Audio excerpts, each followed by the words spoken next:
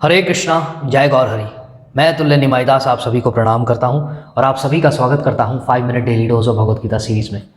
तो आज हम ले रहे हैं दूसरे अध्याय का 46वां श्लोक 2.46।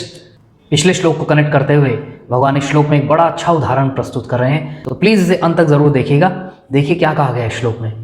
यावान अर्थ उदपाने सर्वतः संप्लुतोदके तावान सर्वेषु वेदेषु ब्राह्मणस्य विजानतः। एक छोटे से कूप का सारा कार्य एक विशाल जलाशय से तुरंत पूरा हो जाता है।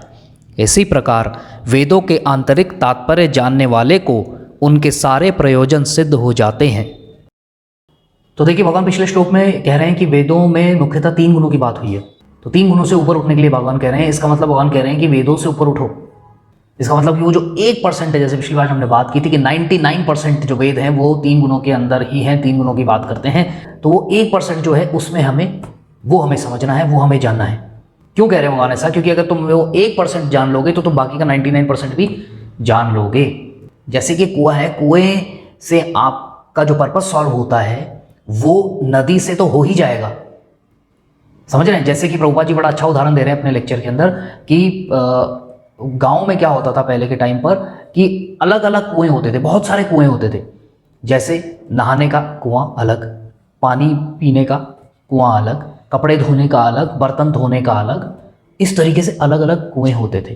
परंतु एक बहती हुई जो नदी है, एक बहती हुई नदी जो है, वहां आपके सारे कार्य एक ही जगह पूरे हो जाते हैं। तो भगवान यही समझा रहे हैं श्लोक में कि तुम अलग अलग चीजों में फंसते हो।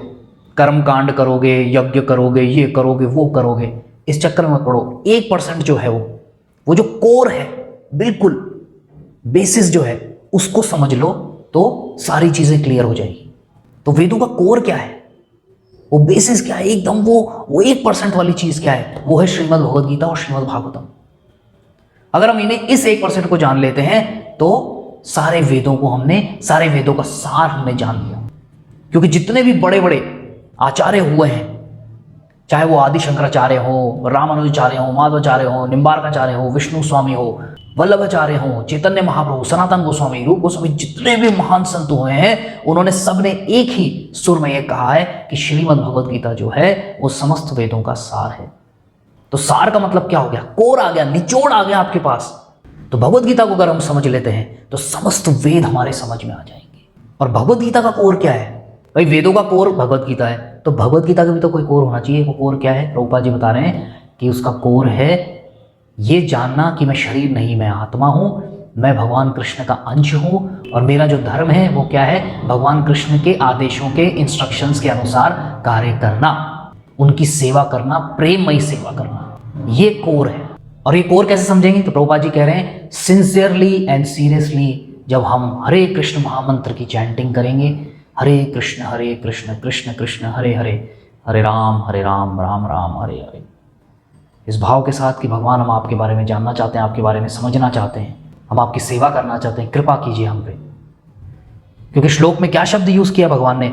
ब्राह्मणस्य विजानतः, ब्राह्मणस्य विजानतः, पर ब्रह्म को जानने वाला पूर्ण ज्ञानी है। कि प्रभुपाद जी कह रहे हैं कि लोगों को सिर्फ ये ट्राई नहीं करना चाहिए कि जो वेदों में छोटे मोटे कर्म कांड के अनुष्ठान हैं, यज्ञ करते रहते हैं कि जो हम तो रोज यज्ञ करते हैं जी। अच्छा, पर ब्रह्म के बारे में जानता है? ये जानता है तो शरीर की आत्मा है, इसके बारे में कोई नॉलेज है? नहीं जी, वो तो नहीं पता। फिर क्या मतलब ऐसे यज्ञों का? भगवान क्लियर कह रहे हैं भाई। आखिरी लाइन क्या है? वेदों के आंतरिक तात्पर्य जानने वालों को उनके सारे प्रयोजन सिद्ध हो जाते हैं। आप छोटे मोटे अनुष्ठान, यज्ञ, पूजा पाठ, ये सब क्यों करते हो? अपने कार्य सिद्ध करने के लिए ना। भगवान कह रहे हैं कि आंतरिक अर्थ जान लो, तात्पर्य जान लो, और वो मैंने आपको बता दिया कि वो क्या है और कैसे किया जाएगा, और आगे के श्लोकों में हम और आपको बताते जाएंगे।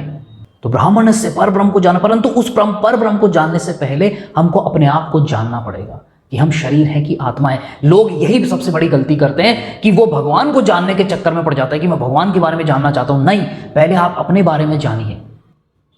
जैसे गुरु जी कहते हैं, जो अपने बारे में नहीं जानता, जो अपने आप को भूल चुका है, वो पागल व्यक्ति होता है। और एक पागल व्यक्ति को आप कुछ भी बताओ वो कभी नहीं समझेगा नहीं।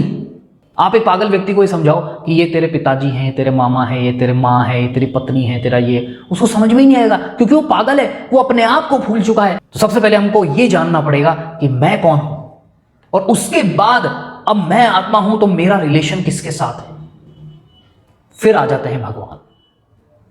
बस उसके बाद फिर प्रॉब्लम नहीं आएगी। तो डायरेक्ट जंप मत करिए, स्टेप बाय स्टेप चलिए, और हम आपको स्टेप बाय स्टेप ही लेके जा रहे हैं क्योंकि भगवान कृष्ण भी स्टेप बाय स्टेप ही लेके जा रहे हैं, तो उन्हीं को हम कॉपी कर रहे हैं, एज इट इज आपके सामने रख रहे हैं। तो यही कह के मैं विराम लूंगा। वीडियोस देखते रहिए, ज्यादा से ज्यादा शेयर करते रहिए। 14 घंटे का जो कोर्स है उसे सुनना मत भूलिए। आप सभी का बहुत बहुत धन्यवाद। हरे कृष्णा, जय गौर हरि, जय श्रीला प्रभुपाद।